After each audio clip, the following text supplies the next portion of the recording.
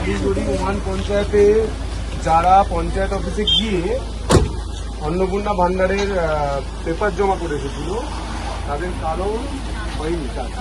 এবং ওনারা আমি দেখলাম যে একটা জায়গায় জড়ো হয়ে একজন অনলাইন করছেন, ওনারা বলছেন আবার 100 টাকা খরচ করে আমি এখানে অনলাইন করবো।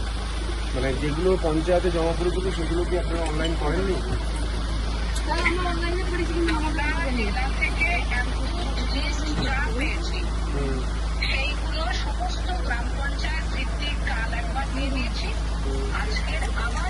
না না, আমি যেটা জানতে চাইছি ম্যাডাম, ওনারা পঞ্চায়েতে গিয়ে যেটা জমা দিয়ে এসেছিলেন সেগুলো কি আপনারা অনলাইন করেছেন?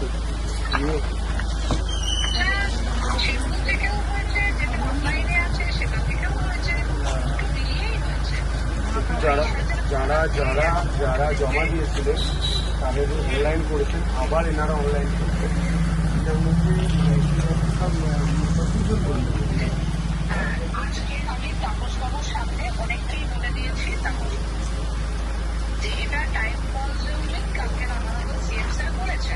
সময় লাগবে, কিন্তু আমি ওটা বুঝতে পেরেছি ম্যাডাম, কিন্তু আমি যে কনফিউশনটার কথা বলছি, বুঝতে পেরেছি আমি যে কনফিউশনটার কথা বলছি, হ্যাঁ, তাহলে কে বুঝবে কি করে যে আমারটা হয়ে গেছে, আমাকে আর অনলাইনে করতে হবে, এটা বুঝতে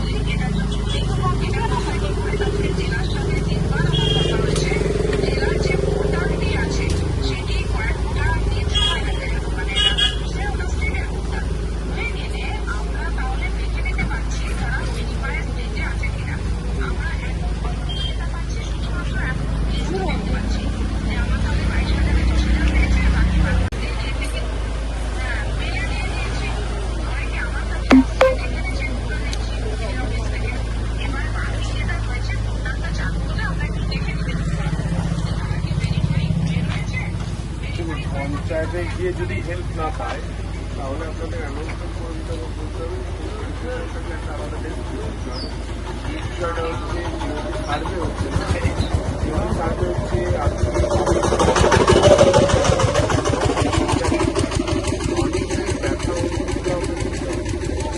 বুঝতে পারছে না, সে কনফিউশন আছে যে আমি পাবো আমি একবার জমা দিয়েছি আবার অনলাইন করতে হবে, এই ক্ল্যারিটিটা দিতে হবে।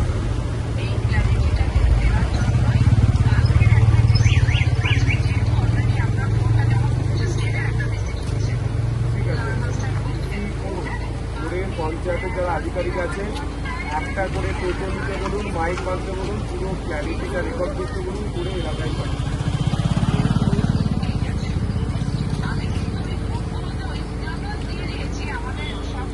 বুঝতে পেরেছি, কিন্তু মানুষ পর্যন্ত তো পৌঁছতে পারে হয়তো বাড়িতে কিছু বলতে পারছি পঞ্চায়েতে আপনারা জমা দিয়েছে, পঞ্চায়েতে জমা দিলে তাহলে অনলাইন করতে হবে না, যদি পঞ্চায়েতের সাথে আপনারা অনলাইন করেন, যদি পঞ্চায়েতে জমা না দিয়ে দেন, যদি আমাদের ক্যাম্পে জমা না দেন তাহলে আপনি কিছু করতে পারবেন অনলাইন। এই যে ক্ল্যারিটি যেটা বিধানসভায় জানতে হবে, তাহলে তো সবাই কনফিউশন সবাই ভাবছে আমি কী পাবো, ও কী পাবে, এর কাছে কী আসবে, শ্যামলের মায়ের ঢুকেছে, শ্যামলের মায়ের ঢুকেছে, আমার তো ঢুকিনি, আমার কি আগে ঢুকছে, এই কনফিউশনটা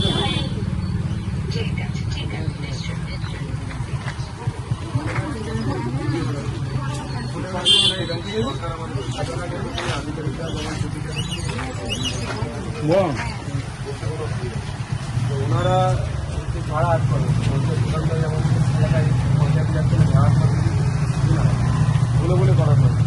আরেকটা কথা বলতে পুরো টপিকটা যেহেতু জল মিশিয়েছে ছেলেরা লক্ষ্মী ভান্ডারটা, সেটা ঘুরে তো প্রত্যেকে অনলাইন করে দেয়, টাকাটা আপনাদের জনগণের টাকা, বাকি অন্য কাউকে দিয়ে দিলে অন্য কিছু হয়ে গেলে আবার এটা স্ক্যাম হয়ে যাবে, আবার এটা ধরে 2 মাস দেরি লাগবে, ধরে যেটা পাগল বলে দিতে হবে। অনেকে দেখুন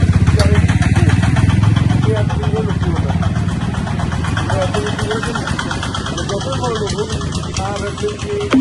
আমার হাত করে, কিন্তু না, এটা একদম সাধারণ মধ্যবিত্ত বাড়ির যেটা যাদের প্রয়োজন সেটুকু। কেন কি? কারণ এই টাকাটা কেউ কারোর বাড়ি থেকে দিচ্ছে না, সবাই জনগণের টাকা, ট্যাক্সের টাকা দিচ্ছে। তো বড়লোক বাড়িতে টাকা দিয়ে আমার লাভ দিয়ে জনগণের একটু পেশা যাবে।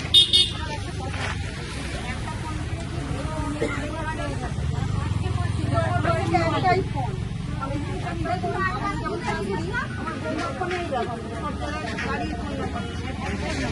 একটাই ফোন ব্যবহার করি। আরেকটা ক্ল্যারিটি করে দেবেন, যে একটা বাড়িতে যে একটাই নাম্বার থাকে, তাহলে একটা নাম্বার থেকে বাকি নাম্বার করতে কোনো অসুবিধা আছে? কারণ মানুষের কাছে একবার যদি ইন্টারনেট নেই, এই ক্ল্যারিটি এটা জেনে যাবেন।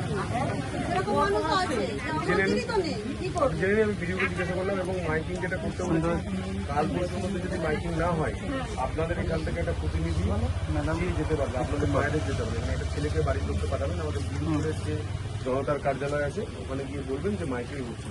তো আমি একটা নাম্বার দিয়ে যাচ্ছি, তারপর তার নাম্বারটা দাও। 9064 সাহেব 7363। আমি হেল্পলাইন নাম্বারটা দিই।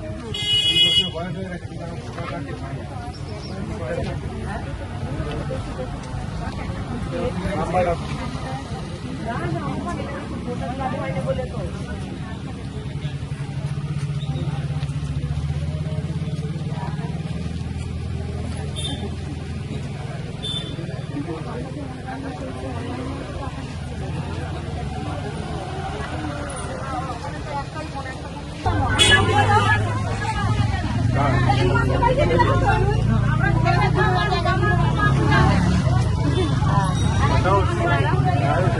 গায়ে উঠে যাচ্ছে যা যেটা বলার বলে না। সামনে যে গায়ে উঠে যাচ্ছে তাকে তো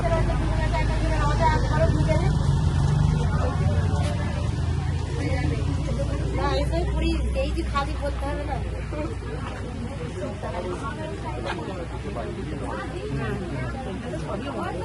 বাড়িগুড়ি পঞ্চায়েত ওয়ানের যারা দুজন দায়িত্বে আছে তাদেরকে বলো ইমিডিয়েটলি এখানে যোগাযোগ করে এনাদের প্রবলেমগুলো সলভ করতে। ঠিক আছে।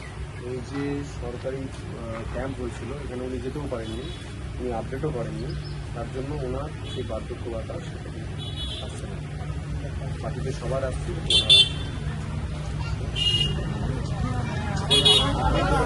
আসছে।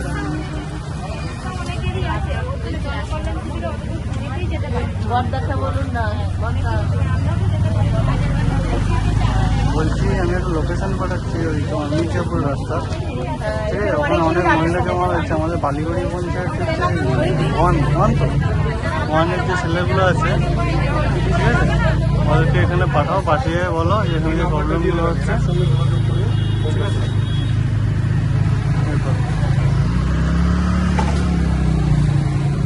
হ্যাঁ, তো তার তথ্যবার্তা পাইনি, অনেক সব ফর্ম ফিল আপ করতে পারে, নাম্বার জানা যাবে কি করে? ভোডাফোনের ওয়ান হ্যাজ কল করে নাও, আমার নাম্বারে কল করে দেন সাহেব। ব্যালেন্স নেই।